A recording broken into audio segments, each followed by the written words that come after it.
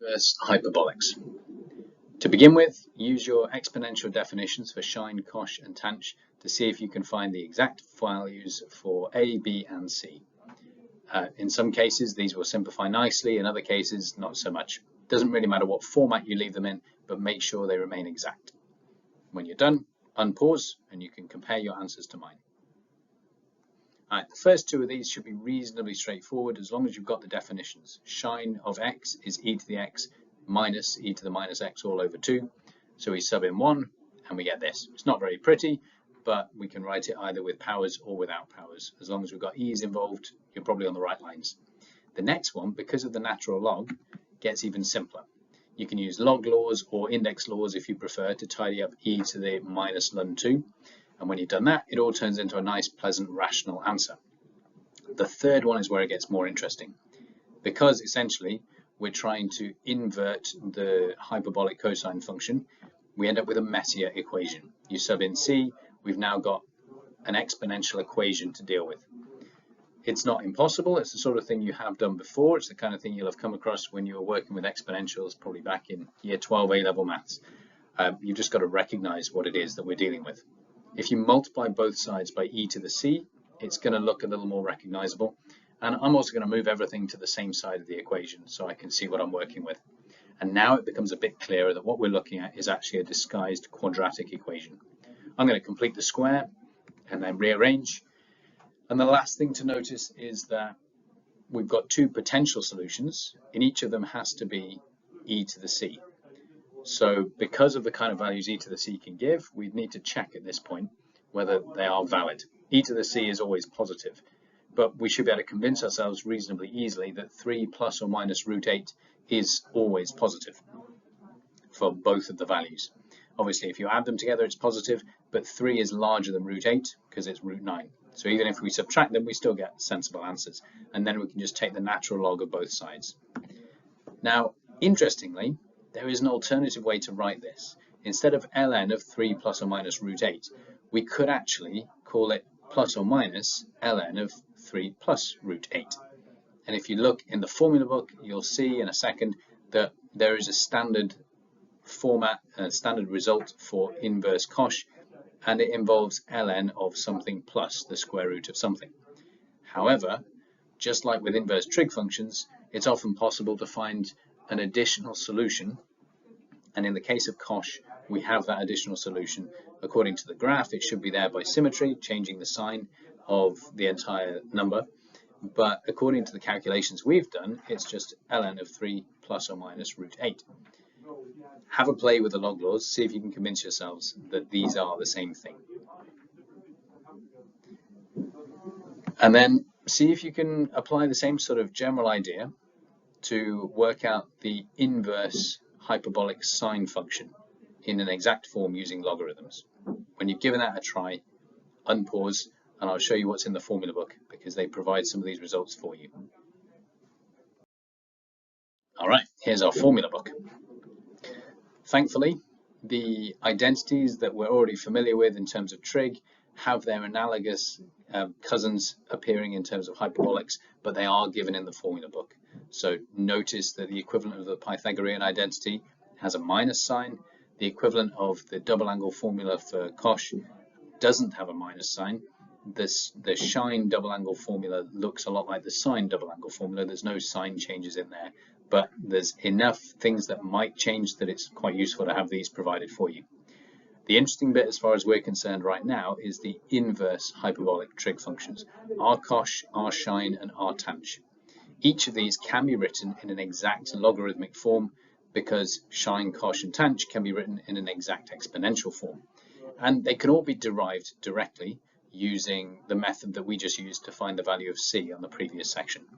Essentially, rewrite in terms of exponentials, rearrange to turn it into a quadratic in e to the power of x, and then you can start sorting out what the value of x would be by rearranging your quadratic, completing the square, using the formula, that sort of thing. A couple of things to point out here. We know that sinh and tanh are one-to-one functions, so there is just a single answer when we find the inverse. Cosh, as we saw in our last example, has a couple of solutions, and the formula book only gives you one of them. Luckily, the other one is easy to find. We can just make use of symmetry. The cosh graph gives exactly the same values for positive x values as it does for negative x values. Just like cos, it's an even function. So you take the negative of arcosh x and you'll get an additional solution. Let's take a look at an exam question. This question on the surface might look like the kind of question you've dealt with before, way back in A-level Maths, where you were dealing with double angle formulae. So a good question to ask would be, could you solve this if it was just regular trig? And if so, how would you do it? And it turns out most of the time, that's going to be the best approach to take to questions like this. Ask yourself what you would do if it was trig, and then use the same techniques. As we're going to see in a second, it's not always going to be the best way, but very often it is going to be. So think about what information you have and what we're working with. Well, cosh 2x and sin x. Straight away I know that I need to take care of the cosh 2x. Luckily, that's one of the formulas in the formula book. Cosh 2x is cosh squared x plus sin squared x. And then we do a similar thing to what you've done before with trig. You've got some cosh squareds and sin squareds and also a sin x. So we need to get rid of the cosh squared x and replace it with something involving sin squared x. According to one of the other formulas in the formula book, cosh squared is equal to 1 plus sin squared. So I can tidy up that bracket a little bit further. I can expand and simplify things. And now I'm looking at a quadratic in sin x. You'll notice all the way through, I've never had to look at exponentials at all. I'm only working exclusively with the hyperbolic trig functions. When I solve this quadratic, you can factorize, you can complete the square, do what you like. Using the formula, I get 1 over 6 or minus a half. Now remember, the sin graph has every real number as its domain and every real number as its range. So there should be a solution from each of these. And the simplest way to find them is just to look again at the formula book. This time we want the natural log format for arsin x. Plug those in, simplify a little bit, and you should get these. ln of 1 plus root 37 all over 6 and ln of minus 1 plus root 5 all over 2. You'll notice this works fine with positives, with negatives. You're square rooting x squared add 1, which is always going to be possible because x squared add 1 is never lower than 1. And then you're adding to x. So even if x was a negative number, x squared plus 1 will be bigger than x. And when you square, or the square root of x squared plus 1 is bigger than x and positive, which means when you add it to the value of x, even if x were negative, we'd end up with a positive value. That means there's always going to be something sensible in there. We can do log of any positive value. We'll get a single sensible result. There's only ever one solution from sin x equals a number because it's a one-to-one function. So there's a single solution for each of those. Sin x equals a sixth gives us the first one. Sin x equals minus a half gives us the second one. Let's take a look at that second question that was in the top right. Would we still use the equivalent of a trig method for an equation like this? 3 cosh x minus sin x equals 3. Well, let's think it through. If we used trig, it would be something like this. We'd be converting into that r cos x minus alpha or r sin x plus alpha format, something along those lines, to reduce two different trig functions into a single one. And that's quite a bit of work, and it involves addition formulae. And although there are ways of converting the trig addition formulae into hyperbolic trig addition formulae, it's a little bit of a hassle. Thankfully for us, we're better off, in this particular case, reverting to exponential definitions. And if in doubt, ask yourself, what would the equations look like if I converted them all into exponentials? And in this case, I feel like it's not going to be that bad. There'll be some e to the x's and some e to the minus x's, but that's about it. We can deal with that. Let's see what it looks like when we pull it all apart. There's a bit of simplifying we can do straight away. If we add the fractions, we can group the e to the x terms, we can group the e to the minus x terms, and the whole thing reduces down eventually to a much simpler equation. Remember, when we're looking at an equation like this, the thing to watch out for is you've got 3 terms, and by multiplying by e to the x, it'll become more obvious that what we're looking at is actually a disguised quadratic. Put everything on the same side of the equation, and the quadratic becomes a little clearer. It's the square of e to the x minus 3 lots of e to the x plus 2 equals 0. So at this point, you can solve your quadratic equation any way you like. I've deliberately made one here that has nicer solutions. It's also possible to create questions here where maybe there's only one solution rather than two, and it might be there are no solutions depending on how you set up your equations. But in this case, we get e to the x equals 1 or e to the x equals 2. So x is either 0, ln 1, or ln 2. And those are our two solutions. Somewhat nicer than what would have happened if we tried to emulate the trigonometry technique. So it's worth having in your mind the two possible routes that you could go down. Most of the time, it pays off to stay within hyperbolic form, but occasionally it's going to be more efficient just to convert back into exponentials. A quick look now at the graphs of the different inverse hyperbolic trig functions. Arsinh is going to be a one-to-one graph, just like the graph of sin x. It has all real values for its domain, all real values for its range. Arcosh is the one that's kind of the odd one out. Artanh is going to do the same sort of thing that tanh does, but the other way around. So instead of taking any real value and spitting out numbers between 1 and -1, it takes values between 1 and -1 and spits out any real value. In fact, it looks remarkably similar to the regular tan graph because of the way it approaches an asymptote now at 1 and at -1. So it's got some strange connections to the graphs of tan and inverse tan. But just like arsinh, it's a one-to-one function, whereas arcosh comes from restricting the domain of the cosh function. We have to first say cosh is not a one-to-one function, it's many-to-one, so let's only consider non-negative input values. As soon as you do that, we can get a nice well-defined function that is one-to-one, just with a restricted domain. Then we can invert it and we get arcosh. Notice that this will give you a single unique answer, and the answer corresponds to what the formula book provides for you. In the case of arsinh and artanh, all you need is whatever the formula book gives. For arcosh, it's worth noting that we've got the additional solution by symmetry. So that's definitely worth writing down for yourselves. Because the cosh graph is a many-to-one function, the arcosh function only gives you the principal value, and we need to extend beyond that. The simplest way to do that is to throw a minus sign in front. Just like with cos. If you found a solution, if cos of 30 equals √3/2, then cos of -30 will also equal √3/2. So if you're trying to find a second solution for the cosh graph, you just put a minus sign in front. Next, we're going to investigate derivatives. Remember, we have rules for finding derivatives. In particular, if we've got fractions involved, we've got a few options up our sleeves.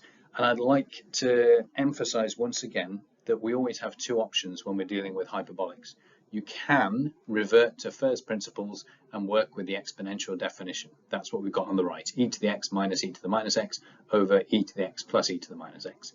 But you could also, alternatively, stick with the hyperbolic definitions and remain within the realm of just sines, coshes, and tanches.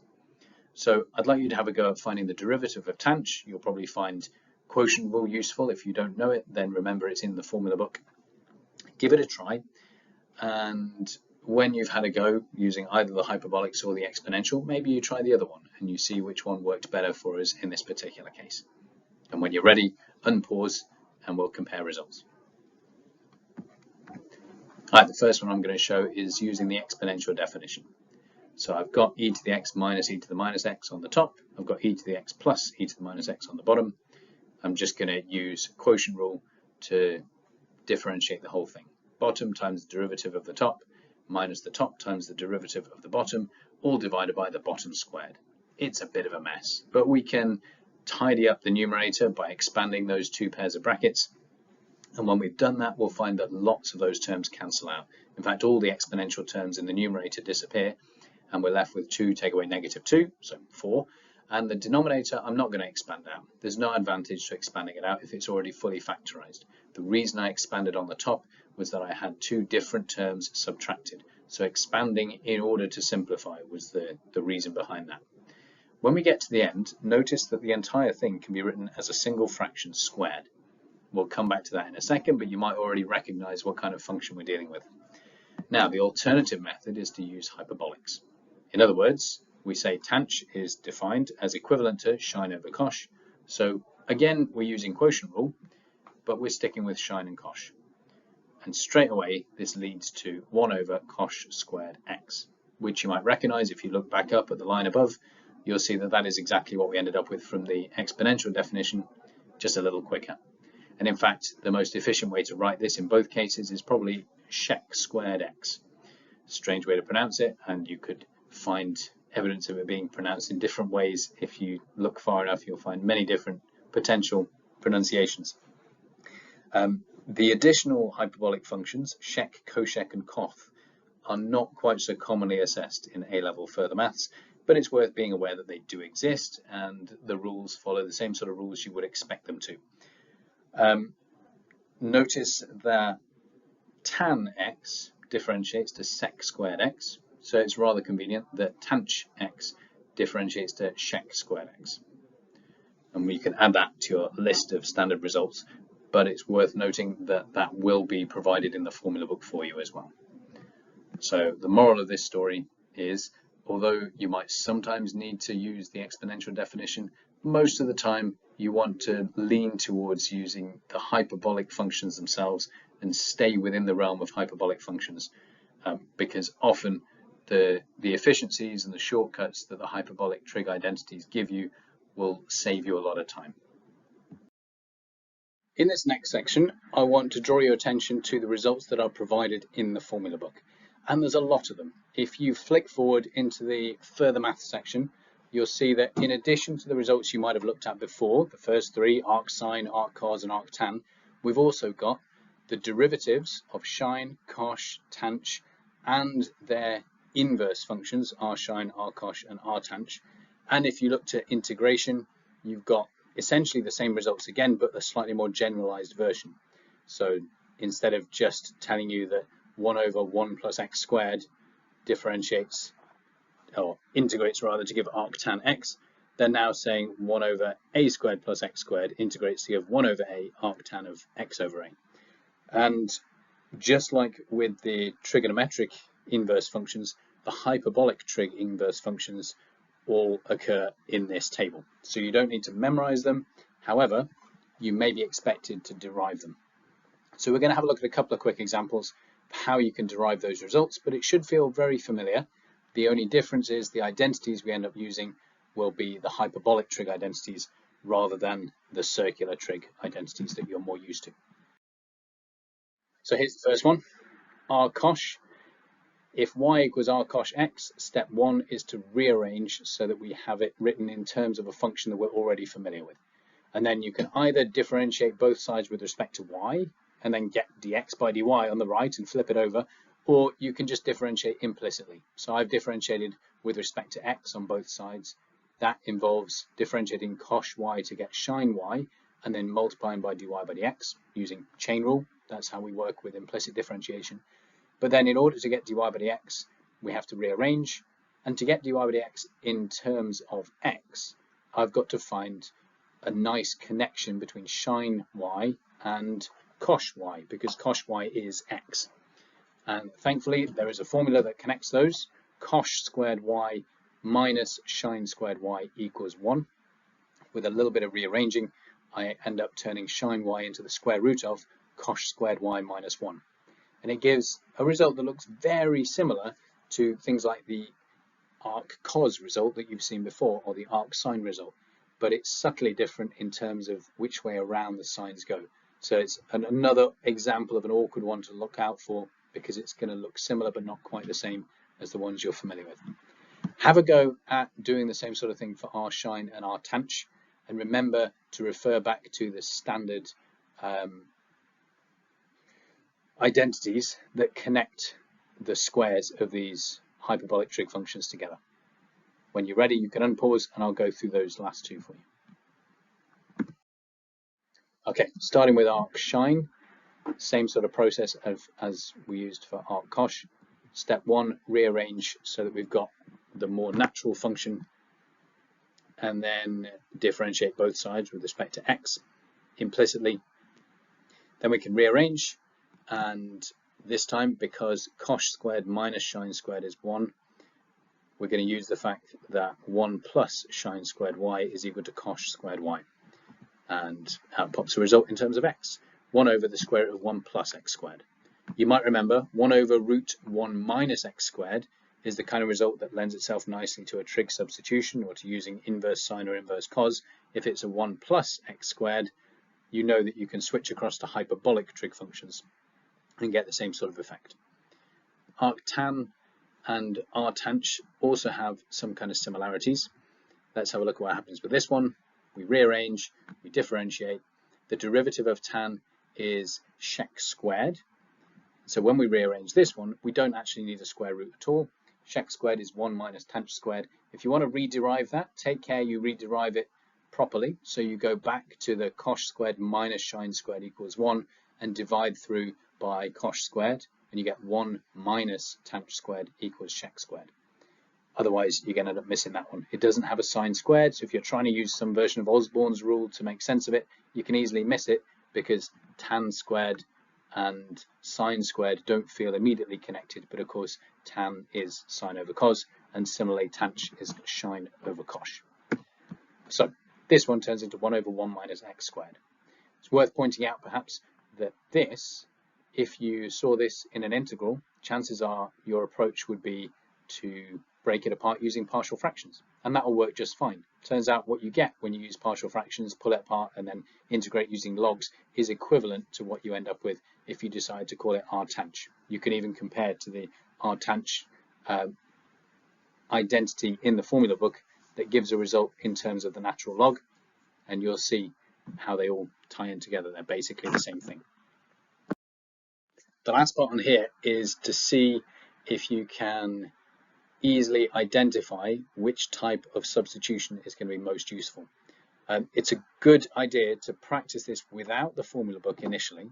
So write down the trig identities and the hyperbolic trig identities that might be relevant, and then see if you can work out from the identities what substitution might work best here.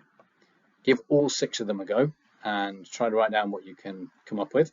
And then if you want to check, you can look at the formula book, but I'm going to go through them one by one and talk through what you should be looking for as well. If you need to, just watch the first one and then do the rest for yourselves.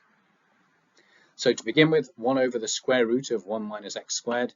We're looking for something where the square root of 1 minus that thing squared turns into something nice, preferably something that also relates to its derivative. So this is what I've chosen for my first one. If x is replaced with sine u, then I'll be able to take advantage of the fact that the square root of 1 minus sine squared u is just cos u. But also the derivative of sine u is cos u. So things cancel really nicely on the top and the bottom if you use this substitution. You could also check the formula book, and this will probably be listed under arcsine. It's worth noting that this is not the only substitution that will work for that first one. And you might have spotted that the first and second on the left are actually very, very similar. You could literally put a minus sign in front and suddenly one of them is transformed into the other.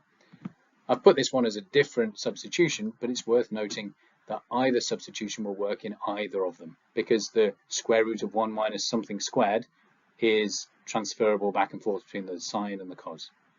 So it doesn't really make a difference which you use. Bear in mind, arcsine and arccos are just offset by one another from one another by a constant, which is taken care of by the constant of integration. Okay, for the next one on the left, 1 over 1 plus x squared. That one, the best substitution to use is tan, because 1 plus tan squared is sec squared, and because tan differentiates to sec squared. Top right, we've got x squared plus 1 inside the square root. This one is going to benefit from sinh, because 1 plus sinh squared is cosh squared, whereas the next one is a cosh, because cosh squared minus 1 gives sinh squared. It's worth comparing these two to the sine and cos.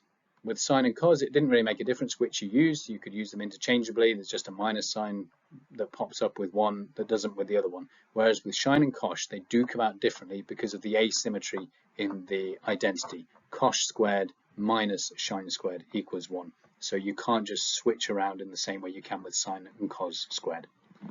The final one you can do, as I've mentioned, using partial fractions, but it also works if you apply the substitution x equals tanh u, because 1 minus tanh u is shec squared u, and the derivative of tanh u is shec squared u. So that tidies itself up quite nicely again.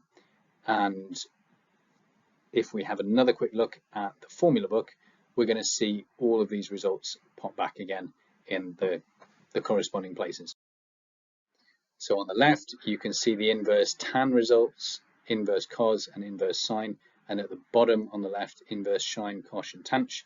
On the right, all of those pop up again, with the exception of arcos, because it's redundant. You don't need arcos if you've already got arcsine. Everything else is there, and you'll notice that in addition to artanh, there's also a version involving logarithms that you could use for a squared minus x squared. And in fact, the version below could be done in the same way. It's just the negative of the one above. So it's a little bit of redundancy there, but there's multiple ways of dealing with those. And if you recognize it's one of those sorts, then you're welcome to use the formula book result instead of going through the process of using partial fractions for yourself, for instance. And just like with normal trig, if it's there, you can use it. If it's one of these standard results, just use it without proving it. That's also perfectly fine. The one exception being that if they explicitly ask you to demonstrate something, if they say show that this integrates to this or this differentiates to this, then you're going to have to go through from first principles like we've been practicing during the previous part of this video.